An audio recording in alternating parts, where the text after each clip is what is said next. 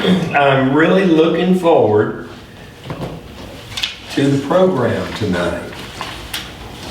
We have a gentleman. Celebrity, We yeah. got Dwight, are you back there? Yeah, See, we just got celebrity.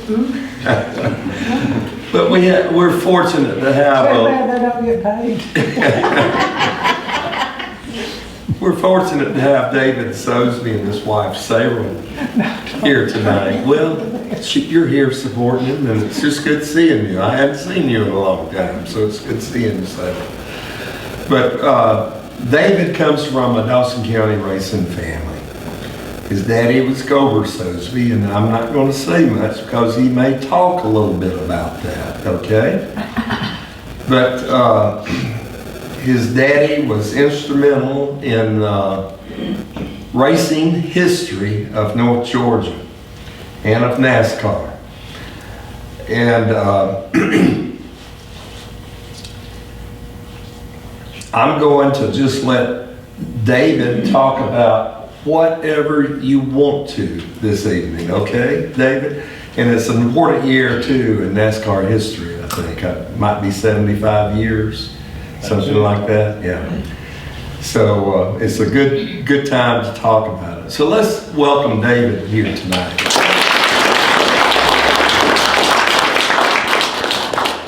Well, thank you. Yeah, looking forward. I'll do the best I can. You go, Sheriff. It's hard to follow after the White's been up here. He was in the last one. That's a hard road to follow that. And I was looking for Gordon Perkle in here, and he's not here with us this evening. So Dwight's taught me about everything I know about moonshine. But what little I know, that makes us know everything. And Gordon was here, and he's taught me a whole lot about racing, and I know a little bit about it. So I knew everything about racing. So this year is the 75th year of NASCAR from 48. We got a little project here. We've got 85 years in Dawson County. We're 10 years previous.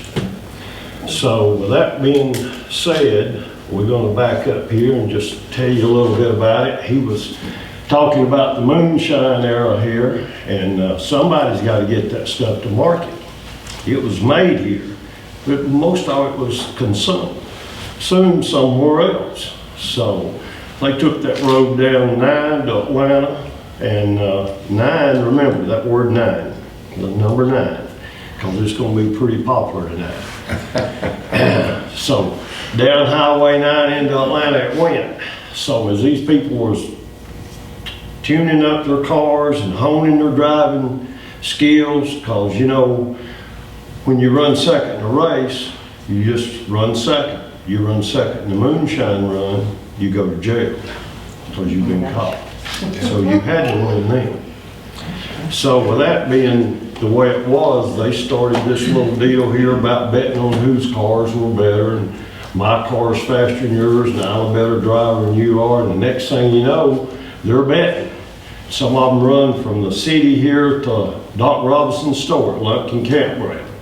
And then the road didn't cross the long straight at Gober Straight. It turned and went down behind Gober's garage there at the river, and went across the bridge and back up close to where the wiggly turns were at the top of the hill at Gober Hill. Others ran from here to the Etowah Bridge down 9. So they were betting on that. And people would get up here and people would get it to the other end. So a little bit later, these people, the drivers got together. They went to having a little, what they call field race. They got down here in the Thompson Bottoms and had them on a little spot around the cornfield. Now, if you don't believe me, Gordon Perkle told me that, and that's the gospel if he said it. But no, that's pretty much the way it was, and they were betting because they would go to see who was going to win on this, and my guy's better than yours, sort of like horse racing. You don't go just to watch a horse race. These people are betting on that stuff. Of course, that's amazing that here in the Bible Belt, isn't it? We got camp meeting next week. You're going to need it after tonight. Anyway, so they're betting on who's the better, and there's another gentleman here, Frank Christian. He had a residence in Dawsonville, residence in Atlanta, and he was a pretty big moonshine man. And we'll talk about his wife a little later. And he goes by and sees this crowd down here in the bottles about around 1938. And he gets this idea, he sees dollar signs. They're down here betting on this, trying to keep it hush-hush, and there's people gathering around. So he thinks about the horse track at Lakewood Fairgrounds in Atlanta. So he goes down and does a deal with the city and rents a racetrack and puts on the first organized stock car race in this era. And that was 1938. And Lloyd C. won the race from Dawsonville. Wow. And I think there was another one that was in late 38, I think in around November. So in 39, they had another one, Roy Hall won it. And then late that year in 39, they had a third one in November. And Lloyd C. won it, Roy Hall run second, my dad run third. So that sort of started a big racing deal right after that. David, how many were in the race? Ma'am? Do you know how many were in the race? How many cars were they I know when it how first many was started? in November of 39. There's 24 cars in it. My dad qualified 18th and ran third, so he had Dawsonville first, second, and third. Wow. Yeah, so that's pretty good, but most of them had experience at that. And so, that was a racetrack up until? No, it was a horse track. I mean, there was no track. parametric. Betty never passed Atlanta, so they didn't have it. It's built for a sulky track. And they didn't have any of that, so they had run some open wheel Indy style cars on it, and several people got killed, and it's long straightaways and short turns like a horse track is. Yeah. It wasn't built for a race car track, but you know, you think about things and it's sitting there and the city wanting money and him, and that's what sort of started racing. And anyway, that's sort of the beginning of it. And as this thing come up, and that was in 38, 39, and the latter part of that, there's a gentleman down in Daytona called Bill France.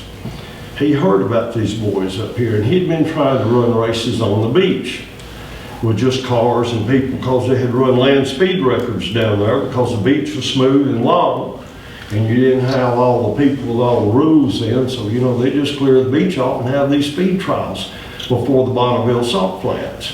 300 miles an hour on Daytona Beach. I mean, golly, you started plumb up at Flagler and run to Port Orange. And it was a big deal. They were doing things to draw people and attractions to stay. It was a tourist attraction and to come speed. Sir Malcolm Campbell, Seagraves, all them people came in and run land speed records. So Bill France thought about this, and he'd been trying to have a car race on the beach, sir. So he heard about the race up here at Lakewood, and he came up here and saw all these moonshine people in a wild bunch, and him and Raymond Parks got hooked up, another man you might have heard of from Dawson County. So they sort of befriended each other and said, y'all need to come down and run at Daytona. So they did, and that was pre-war, and went down there, and I think out of the first 16 races, Dawson County, either the driver or the car owner was the winner. Now that's pretty awesome. So that sort of set a tone for everything. And hello, Mike. Hate to be so late. That's all right. Save me. I wasn't the last one here. And, so that's how the era sort of started on the beach racing of that, and that carried on. And Bill France then had a circuit of his own, not NASCAR, because this is pre-war. So at that time, Raymond had hired a great mechanic out of Washington, D.C. to fix his souped-up liquor hauling cars. It was great on the flathead Fords. And he had hired him to do that. He didn't know that he knew Bill France prior, because he came from D.C. On their way to Miami, and his car broke down in Daytona, so that's where they stayed at this garage at and fixed on it, and then that's where he saw the land speed record, and that gave him the idea for what the Daytona 500 has become today. So anyway, what was the mechanics? Red Vote, and had been fixing all these liquor cars for that, and had a pretty good, with a flathead Ford. He knew about degree in cams, and nobody else didn't know anything. You timed him, but he knew how to degree them in, and they just run better. So that thing kicked along, and so had such a great car, and Bill was trying to promote races and run in the race. A matter of fact, your today NASCAR founding president won the 1940 championship driving for Raymond Parks. Yeah. Dawson County. Yeah. Now look where that's went to. Yep. Pretty big deal. So their 75th anniversary makes our 85th anniversary here in Dawson County. Pretty good legacy to have here. Is that common knowledge? I don't know if it's common knowledge. No. They don't want to talk Well, about it should be. It should. Well, they kind of suppress it. They don't. It's Bill Francis' idea. It all came from Raymond. It probably wouldn't be a NASCAR today of what it is without Raymond Parks. That's right. He was very lucrative in the moonshine era, and went to Atlanta from Dawson County. A matter of fact, his name is Raymond D. Parks. The D is Dawson. So, pretty extensive guy from a little guy that ran away from home at 14 years old and went in business for himself, making moonshine. Later bought his cousin's place, and maybe what made it so great, it's right there at the end of 14th Street in Atlanta at Northside Drive. Atlantic Steel was there. My dad's older brother worked there. He had a house on Center Street. Raymond's liquor store was up on Northside Drive. Hemp Hill Avenue's there. Ed Sample's transmission shop's over here, who won the 46. Dad's place is on Bankhead. Claude Moon's place is, within a 2-mile blanket, you had half of North Georgia in the shops down there, which is just unheard of. And it just grew up, and as a young person, had I known what I was experiencing, I would have tried to take it in more. I just thought it was great to get to go to that place, because if you went in Raymond's shop, he had the whole wall with trophies, and he had a liquor store, so if they done lucrative bottles, he had all them without the caps ever broke. With the cars, the Indy, they done a liquor with an Indy car on it, he had all that stuff. So it was just so neat. And then we'd go over to Ed Sample's transmission shop. Ed won the 1946 championship. He's from Forsyth County. Of course, if you look up on the crap on TV, internet they got now, it says he's born in Atlanta. Well, I hate to tell you, they're wrong. Well, I told you so. He was born in Forsyth County. Yeah. I don't know how you straighten that out. But Just keep anyway, saying it's wrong. And I was hoping Eddie would join us. His son still lives. And we had Smith, Jack. 20, the Pontiac, Jack Smith. He was a big racer back then, and came up here along. And he's actually from Illinois that moved to Atlanta when he was young and grew up in that and was racing. So I was around a lot of these people here, and there's other great racers here in North Georgia that never went to the high ranks of that. It was pretty easy for the moonshiners. They were hauling moonshine, and they were betting on each other, and they could go to races on Sunday and make money and see who was outrunning each other.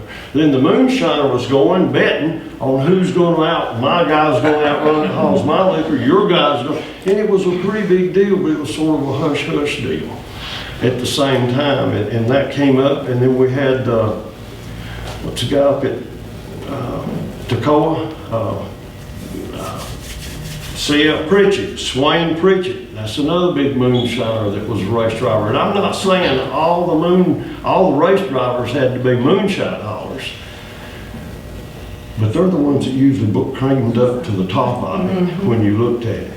So it got so bad in Atlanta at Lakewood that the law came down there would sit and look and try to catch the people that had eluded them all week long on the chases. And some of them would win the race and pull in the sea and just put it in gear and turn and go through and out and up Lakewood Avenue. They'll get their money later. They had to get out of sight. By the time they got to the car, they done went somewhere and turned off and hid. But that's actual truth, is it not, Mike? I wish Gordon was here because he could add to it. Well, Bob Flop was the one that did it the most. Yeah. And when you had Kurt Shirley and these people y'all probably never heard of, Ted Chester, right here in Dawson County, Bodig, how many heads has been cut by Bodig? There you go. He had a brother Ted, and he was sort of like Raymond. He was just a little lower keyed than Raymond. And my dad done a lot of things with Ted Chester back in the day. And Was he older or younger than both? Because I often wondered how that, I didn't know, I had nobody who Ted Chester was. Because the street's named after. That's correct, and that's one right here. He is standing with my dad's car at Lakewood.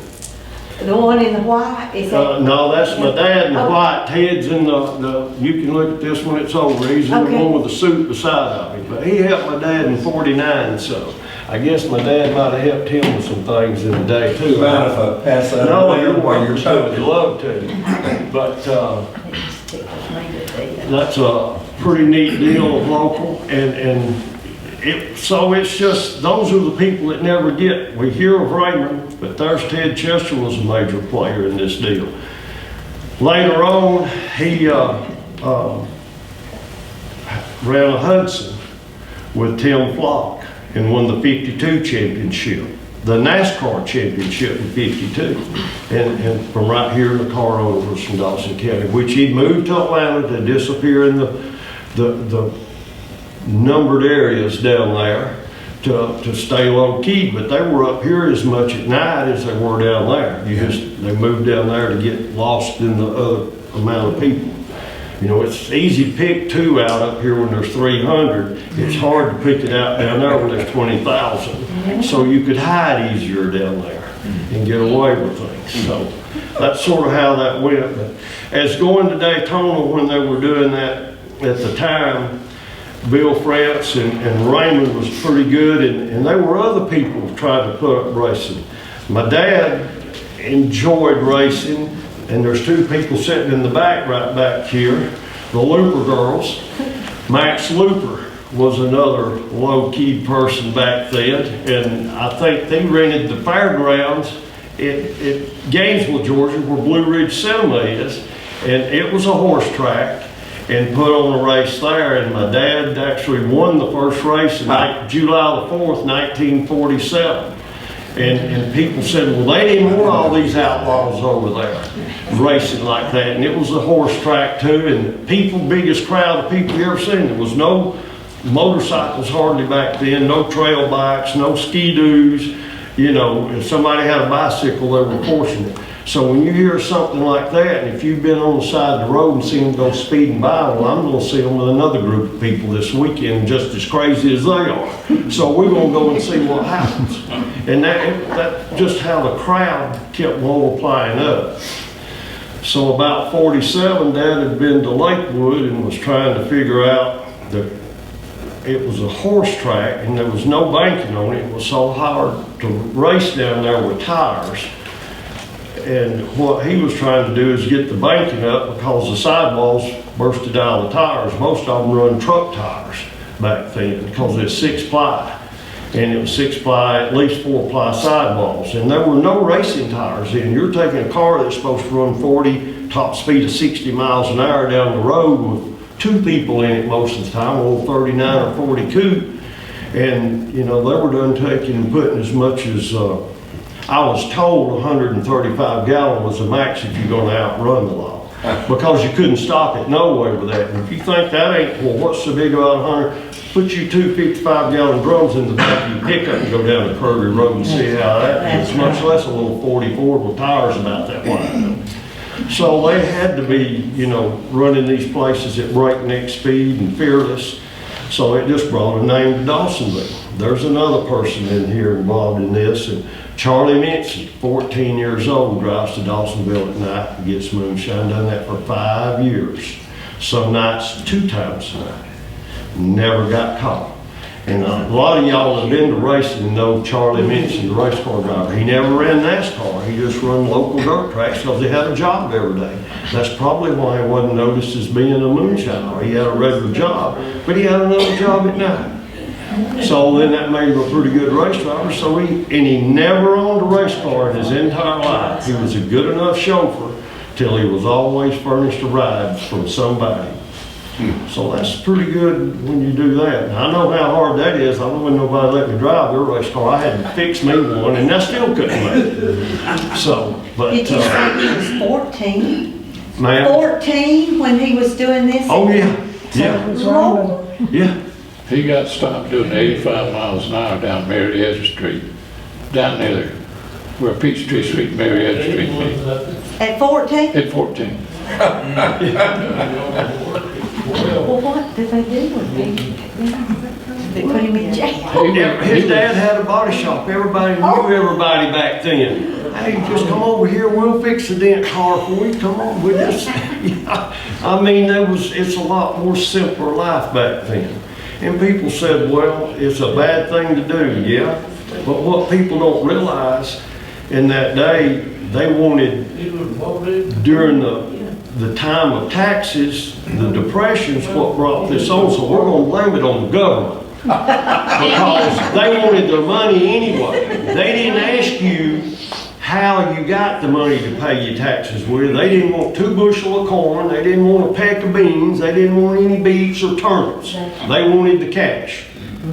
And so they made this Bible Belt people do things they normally wouldn't do because people were losing their farms. If you don't believe me, look how much land Roscoe Tucker bought at Course House Steps. And he had all this, and people said, well, he had all that land. Well, what's so bad about that? Somebody was going to buy it, and after a while, he was letting the people still live there. Where did they have to go? He couldn't live in these places. So there's something good comes out of everything. So that's why I said it was just an era in time to get to where we are. So I've got to speed up because we don't need to take too long. 75 years is 75 minutes. And we're 10. 85 Lord of years. mercy. 85. And we got 10 years prior. So that's a big problem here. But I'm just sort of touching where it started from. So don't let anybody tell you, or Dawsonville, I've never heard of it. This was going on before Bill Elliott was ever here. And as we come along during that, as these people die off and quit racing, and they came along, Bill come up here, after my dad was probably one of the last NASCAR racers from here, and Bill come along and started racing, and Gordon down here with the poo room, like in the sport of what he likes so well, put the poo room and the pictures on it, and then what do we see? We see Construction Sandwich in Charlotte go up with a racing attitude. Then we come up and see NASCAR Cafe come up. They come and they're gone, and the poo room's still down there because of the love of the sport. There's a big difference in making money and prestige and the love of the sport that you care about. What a great ambassador for our county he is, and has done a great job doing that. And a lot of people come just to see. Now we hear the siren if Chase wins. So as Bill comes up and runs and does all this, fastest NASCAR driver, they are. Right here, hometown of Dawsonville. Speed record probably will never be beat because of the restrictor plates has come on. I mean, you can't, at 200 miles an hour, you ain't driving the car, you're aiming it and you're flying it along. I remember Cal Yarber told me at Daytona when he was qualifying, the car lifted up and turned over the wrong way. He said he knew he was in trouble when he reached on the shift lever and it wasn't an aileron. He said, I knew I was in trouble then. Because he actually flies too, or did at that time. But you had to do something to slow the cars down, and then when Allison got in the fence at Talladega, you know, that was, could have been a bad day if it went through the fence. So they had to do something to slow these things down. And so Bill's got Daytona record on the new track, Talladega record, and then here comes Chase. So about the time one goes away, here comes another. So that's your NASCAR history on this, and it's still going today, and Chase has won a championship, so that brings still another championship to Dawson County. I guess we'll have to have another street when we're gonna build another street up here named for Chase. I mean, that's pretty good. Yeah, it is. And the sport's growing. It's a lot different. It's not as family oriented. You can't go out to the junkyard and fix an old car up and race it like you once did. You buy the pieces now. It's went from a stock car, I sort of got ahead of myself a little bit, to they fixed up these old Ford racers. That's a race car at Gainesville. That's 1947 at the Gainesville Fairgrounds. And that was still there when I was going to school. You've probably seen all this, haven't you? And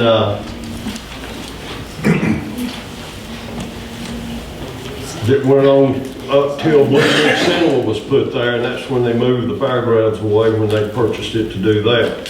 So a lot of these things that go along with that has helped bring people to the county. Is here. That's one reason for our museum.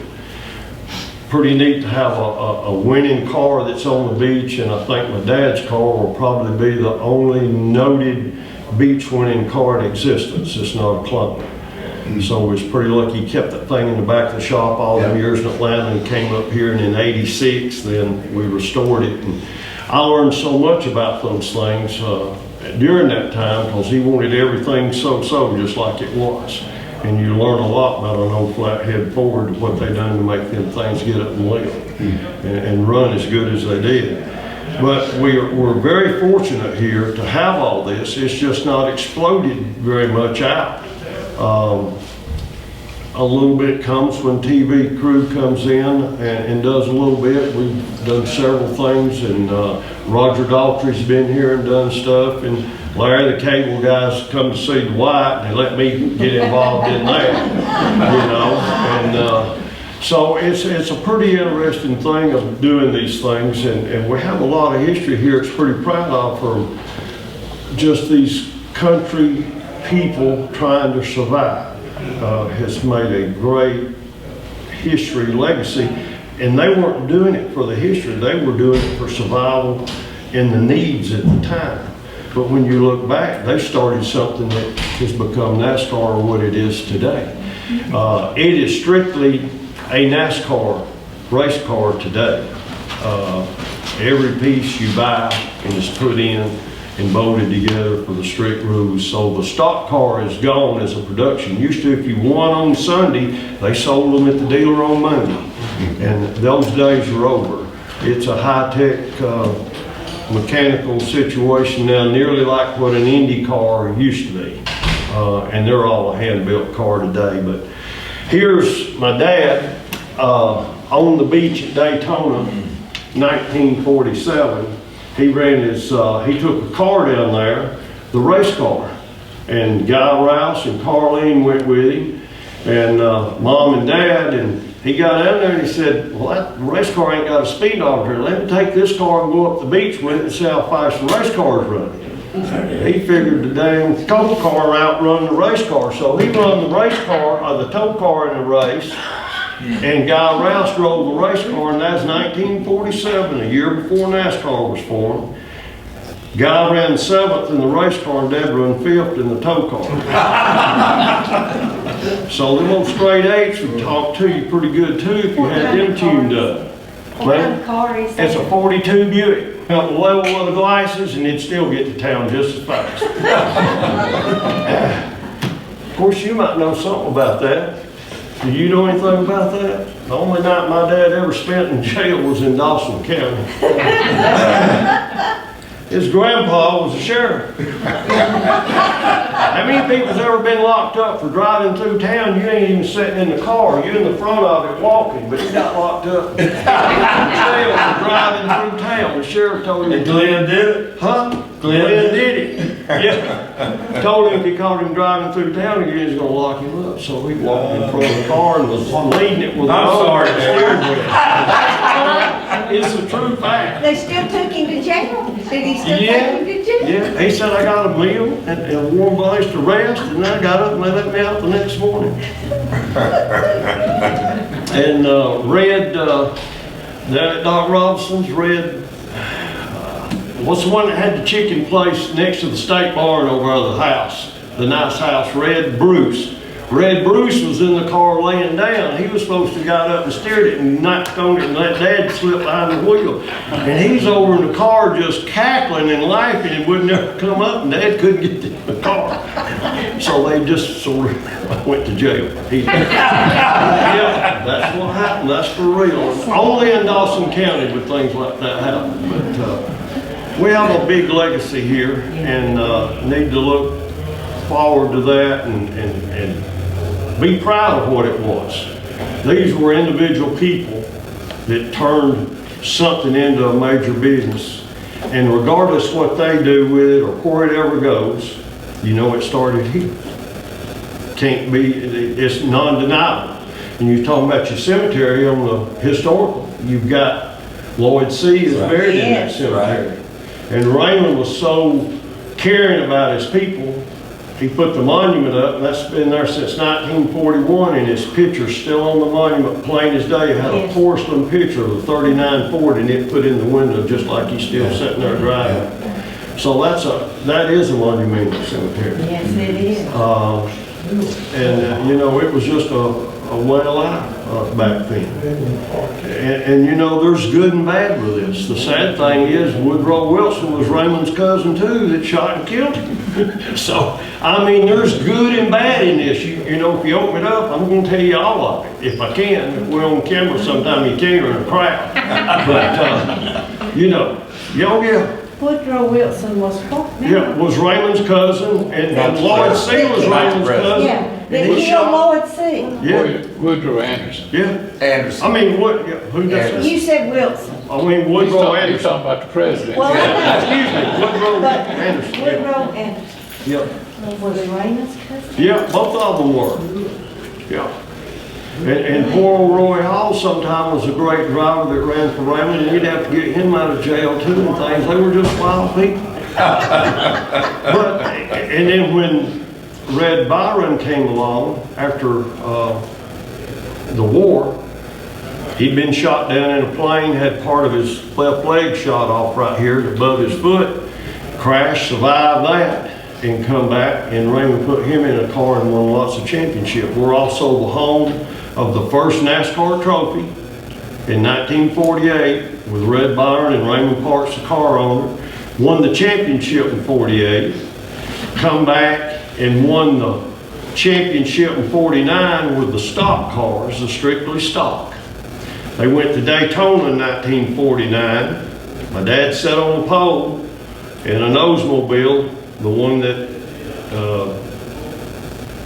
Ted Chester's standing by that they passed around, and sat on the pole and led every lap but the last 6, separated their tire because there was no racing tires, and it broke the fuel pump, and they had to come in and put a tire on it and finished 8th. The other car was Raymond Parks with Red Byron, and it was an Oldsmobile Rocket 88, so it led every lap of the first Daytona race, July the 4th of NASCAR strictly stock, which will be, it's not Winston Cup now, it's Cup Series. some Cup, which is what Chase runs in today. It'll be their 75th anniversary next year, because the first year they ran modifieds, because after the war there wasn't enough car to run stock cars. So that'll be just a pretty lucrative thing from right here in this stuff. And we ought to be proud of this. There's as many of us left alive as there are during them rough and tough days, because there were no safety things in it, not very much of anything for safety, because they were just looking at doing what they wanted to do and speed. They wasn't looking at the safety factor. I mean, you was lucky if the law didn't shoot you, you know, you're fine. I can race with these people, I ain't worried about them shooting at me. So it was a pretty good thing, and some people has turned that into a pretty good living. Yeah. Look at the money they make today from what's spent from that. And it come from good old boys with bragging rights. You win a race on Sunday, you had people calling you Monday wanting you to haul their booze for them. My dad said you could win a race on Sunday, and a guy come up I want a motor like that. And he said, well, I'll just sell you that and we'll go to the shop and take it out and put it in your car and I'll fix me another one. A lot of people done that and made money doing that. Red Boat done that when the law would ask him to fix one for them. Red had fixed one for them, but he said he never fine-tuned it hardly. I mean, you know, you got to take care of your regular customers. And that was the bad thing about if a moonshiner lost a car with a load of liquor, that's one thing, but if you lost your car, they're liable to take that and chase you with it then, next week. See, that's the whole deal with that part. So that was a lot of, you know, a lot of a commodity went with all this stuff. Yeah. But maybe that just gives you a little glossary of what it used to be to what it is today. And they came a long way from what started from a little sleepy little town up here in North Georgia and what it bloomed out to be today. How about that? Yeah. Well, I appreciate y'all and I can answer any questions for you. Yeah, please. You talking about the safety, you know, there wasn't any safety. Did people get killed Why, back yes, then? yes. During the races? Yes, yes. Yeah, that's what outlawed alcohol when Skimp Percy wrecked at Lakewood. See, you could run alcohol in the car, not the alcohol you made, that's what you delivered. You bought racing alcohol, which is methanol. And you put it, but it was so flammable, if you ever go to an Indy race and see all them people jumping around in the pits, yes, they're on fire. You don't know it till the clothes starts burning or your skin's burning. Because it has no residue, so it leaves no smoke. So Skimp had wrecked at Lakewood and turned over and it turned over and he was afire and it just burnt him up because it's so flammable and hot. Once it burns, it's way hotter. It's slow about igniting, but the temperature is way greater once it does burn. Yeah, and they outlawed that in 1950. NASCAR did for safety reasons. In that movie that Robert Mitchum made, Yes, sir. Thunder Road, was any of that, I've never seen the movie, but was any of that attributed to Dawson County? No, that was most of the North Carolina branch. You know, Dawson, yeah, Greenville, a lot of that was filmed around Asheville, North Carolina. Yeah, and they hired a race driver to do the driving for that. All the stunt drivers for Mitchell was a race car driver. J.D. Day knew the man. Paid him $200 for that. Yeah. And what year was that? 1958, wasn't it? Come out, it was made in 57, come out in 58. And everything was filmed in Asheville. I'm good friends with Jim Mitchell. He's Robert's oldest son, and he's still alive. He's 82 now, lives in Arizona. We talk quite a bit. I don't know about Gordon and his induction. I don't know about Gordon and being inducted. Gordon Purple, especially since he isn't here, we can say anything we want to about him. He's being inducted in the Hall of Fame over here. August the 5th, August the 5th, he's not a race driver, but is a supporter of what this has come to be. Hadn't been for him, it probably wouldn't be there. Because he's the one that dropped the idea from the poo room to get this thing up and going and what it needed to be. You know, we argue between Dawsonville, Georgia being the moonshine capital and North Wilkesboro. Well, let me tell you, there's a lot more people in Atlanta then than there were in Charlotte. And Junior Johnson has been here and picked up liquor from Dawson County, not just a carload, by the truckload back in the day. It'd be hot up there and he'd come down here. I can say this, Roy Jones, you might not know that, but I bet you heard of Snuffy Jones. Oh, yeah. Oh, yeah. Mr. Junior would always ask about Snuffy. And what's up here at the line? Ben Chastain. There's another one he'd ask about. So it's amazing. And you feel so good. This is 35 years ago. Junior's asking me about them, and I'm like the little messenger guy tells me, he did. You tell him I said hello. Yeah. Tell him to come see me. He did. Well, tell him to come see me, you know. And it's amazing that all these people, it's connected just because of something there that, you know, is great for a sore throat. Medicine can hurt you. Medicine can hurt you if you abuse it. So I think everything is there if it's used the way it should be. Ben Chastain was in the federal penitentiary with Junior Johnson's daddy. Yeah. That's how they got knowing each other and how they got hooked up when Junior would come down here and loved the liquor. Ben would call all the moonshiners around and to get enough alcohol to get a tractor and trailer load where you take that. So we're talking about car loads, they're talking about tractor trailer loads. How about it? We're still producing for everybody. So I still say we're the moonshine capital of the world, and that's what we ought to think about. What year was that around, that Junior Johnson had been coming to this area? 49. Oh, that, yeah. He was a kid. Yes. He was a kid working for his dad. He was a kid working for his dad. Yeah, yeah. It was actually said that he went to prison for his dad. Yeah. He took the fall for his dad. See, Junior was never caught in an automobile. He was caught afoot at firing the steel to run a liquor. Is where he was caught at. He was not caught in a car. His daddy He'd tell you that pretty quick. You asked about it. Did what? His daddy asked him to go father still for him that morning, and when he got caught, supposedly hit one of the agents with a shovel or something. Well, that gives you a head start usually. Make you run that much faster too.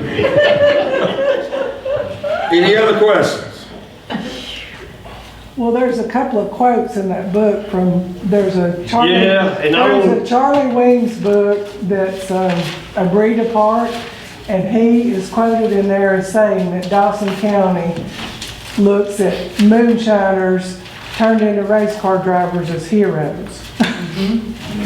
Here, and this is a quote from Junior Johnson. Moonshiners puts more time, energy, and thought and love into their cars than any racer. How about that? Yeah, because if you lost, you went to jail. If you lose at the race, you pull over and watch the rest of them win. So it's 100% or 0. Yeah. Well, usually a negative. More than a 0. All right. Well, let's give him a round of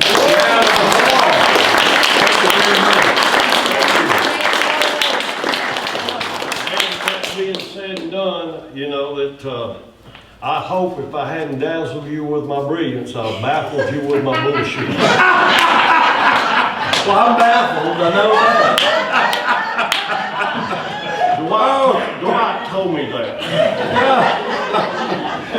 But you know, I spent half of my life waiting on David Sosebee and Gordon Parks. And I said if I outlive them, they're gonna be late for their own funeral. I told Ted, I said, Ted being at the funeral home, I said, if you don't make them late, I'll flatten your tires. Well, You're gonna be late one way or the other. it took Jesus 3 days to rise, so I'm going to be out 4. well, good luck with that. But that was so interesting. You know, I didn't know those first 10 years like that. Yes. And how involved the Dawson County and some people's Dawson County roots were involved in it. That's just amazing to me. 8 years before NASCAR, Bill France was driving for Raymond Parks and won the championship of his league. It wasn't NASCAR. He was just trying to group the people together. How about that? And more than likely, you've got Raymond Parks that, see what was happening to so much of the race places, you'd go, everybody seen racing in the crowds they had, so they would clear out a place, and then if it was going to rain, they'd all take off. Because, you know, they didn't have the money if the people didn't come at the gate to give the money to pay the driver. Raymond had enough from the moonshine business to have a guaranteed purse if nobody come to the gate. he could pay the drivers. And once the drivers found that, that's who you're gonna race for, because you know you're gonna get your money. And that's what really put Bill together. And we didn't mention much about the looper back there. They, even after the Gainesville race, they went over to Looper Bottoms over there off of 129 and raced over there. How about Max had that? a track. I had no idea about that, Vicky and You Van. talking I about didn't. when it rained and what happened, I remember, that's why Daddy quit that track, basically. It rained, what, Rained 11 them out weekends? 14 weeks in a 14. row. Oh, my. On Saturdays, because at the time, and I had it on the tip of my tongue, Roy somebody was the mayor in Gainesville. They wouldn't let them race on Sundays. So they rained them out and they had to give them all their money back. Oh, my 14 weeks in a row. Wow. Daddy was still paying off printing ads and stuff when Melody was born, and he went to Lockheed and got a job in Marietta. Oh, man. How about I mean, that? I know that to be a fact. How about that? Yeah, and Max was with it when it was at the fairgrounds, and they didn't want these people, these outlaws over there, so they went up there and built a track. Yeah. Yeah, to get it out of the city of Gainesville. Yeah, and you can still, when the lake's down, the lake covered it. Yes. You can still sit on the cement and that was the first track around that had cement bleachers up of anywhere back in the But days. when Daddy had it, it didn't have cement bleachers, they was dug out in the bank. Right. Because Mother fell, she was pregnant with Pam, and fell up there, and we told her that's what's wrong with her today. We heard that, Pam. That's why I'm so smart. But I remember sitting there, I was almost 6 years old, but I remember sitting there on Saturday or Friday night. They had to water the track from the river there. Yeah. And they had one water truck, and then water, everybody pulled cars and shine the lights down there and water the track at night. Yeah. And then it rained all the next day, it rained out. All right. Enjoyed it. He needs to tell about the books before he leaves. Yeah, please. And driving with the devil, I had some t-shirts here, and what we was talking about the 9, Bernard Long from Dawson County ran 2 races. He was a moonshiner. He went to Lakewood and ran second. He went to Daytona and won the race. He came back and built a bigger liquor still with a steamer. And most people took liquor money to build race cars. He took the liquor money from winning races and built a bigger steamer. Now that's pretty good, and that's another one of our winners here. And so that's what I put. And there's a number 9. We got Highway 9. Bernard Long was a 9. Ed Samples was number 9 that won the 46 championship. And then we got Bill with number 9, and now Chase is number 9. So there's a pretty big legacy. And 9 Highway now down south is Moonshine Alley, Thunder Road or Thunder Road. Thunder Road. They got that on the Is list. that why Bill chose number 9? Ma'am? Is that why Bill chose number 9? No, that's just probably the number they had back then. Because George had run 09 and stuff like that back in the day. And talk about our racing heritage for the state of Georgia, just not Dawson County. When you turn around and look at all the races that was run with Junie Dunleavy, he came to Georgia and picked Jody Ridley, and he raced from 1950 up to 92 or 4. He had a lot of different drivers. I mean, he had a lot of guys to chase around. He won 1 race in NASCAR, and Jody Ridley from Georgia was his driver to win the 1 race in all the years he raced. And he was out of Virginia. So that just brings Georgia, Dawson County. It's just a pretty good deal when you look back. I'll tell you one other little thing about Daddy's track. You mentioned Sarah Christian a while ago. Yes. She used to drive our car. It was Daddy's personal car. And they would paint the numbers with shoe polish on the side of it for her to drive. And then on Sundays, they'd take it up here and drive it down in the shoal hole and wash that shoe polish. And you talking about Sarah Christian, she hauled juice too now, let me tell you. Did she Yeah. race? Hell, I mean, I don't She know raised. if they Oh, told her yeah. supposed to be funny, but they used to say that little Frank, wasn't it her son? Yep, right, yes. They used to say when he was a baby, she would drive that race car and give him a bottle in the back, she'd have him in the back of the car with him. And I don't know if that sounds far-fetched, but I've heard Jimmy Beaton tell that as a story. Well, I know she hauled juice with him in there because they didn't think about stopping him with a kid sitting over. Yeah, she sure done that. Yeah. And that's fact. I mean, David, were you interviewed for the book, you and Gordon Perkle, for the Neil Thompson book? yeah, I was gonna bring it and I was afraid y'all would have a heart attack. It's about this big and that big like that. I have the original, yeah. The original Drive of the Devil? That we had to go through and proof. He asked me to read it and help proof it. Did you get it one time? So I wound up with it. But he talked to you. Yeah. And Gordon. Multiple times. Yeah. He was the best It's a great researcher. book. Yeah. Best research guy you've ever seen on. He Who is also that? done Neil Thompson. Okay. He was in North Carolina. He's moved to, I believe, Washington State now. But he done Seabiscuit, and later they made a movie. Yeah. And I was talking to some people the other day, Carl Flock, and they're talking about come out and maybe doing a little short story. Maybe you could help us with that. And have looked around a little bit. About the fabulous Flock Boys, and they would want to shoot some of that here, so that could be a plus. And then when we got to talking about it, I knew some of the same people they knew plumb down in Hialeah, Florida. It's a small world, isn't it? Yes, it is. Yes, it is. All right, Well, thank you, David. you welcome. Thank you. And Let Sarah tell. You go ahead, Sarah. You're the one. You're getting off track. Well, there's all kind of racing. There's books here that Greg Fielding has done, and he's researched this from the finishing stuff of NASCAR and the newspaper clippings after the race and pole, and they're all documented his stuff in here, and I've not found but about 3 things wrong with them. So I noticed you have some picture books I up have here some too. picture books. If y'all want to come up and just look at a few of them and flip through it the times. And then we have a little kickoff.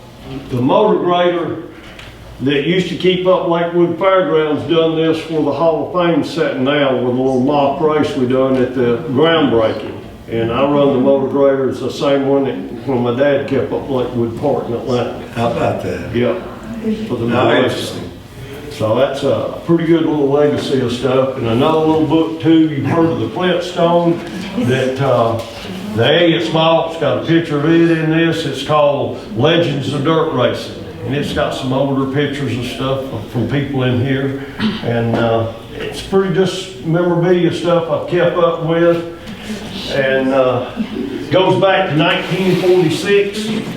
Y'all want to see some of these? That's Dad on the beach, and on the outside sideways, that's Ed Samples on the bottom. Here's the first race at Greenville Pickens, 1946, and if there's anything left in that car, I want you to tell me where you're going to get it. Because this pushed plumb to the ground, and tell me, is it dangerous things? Golly, I mean, this is, and look at the people in cars as far as you can see with not but 1, 2, 6 around between them and the automobiles. So you tell me how people didn't get killed. So that was a large thing of the sport back then. Okay. Yeah. All right, but yeah, please take a look at all this stuff, and thank you again, David. And next meeting will be in October, 17th. and we don't know who the speaker will be We don't yet, have one yet. but we will try our best to have another very interesting speaker. We've had some good programs, and thank you everybody for coming. Really appreciate it.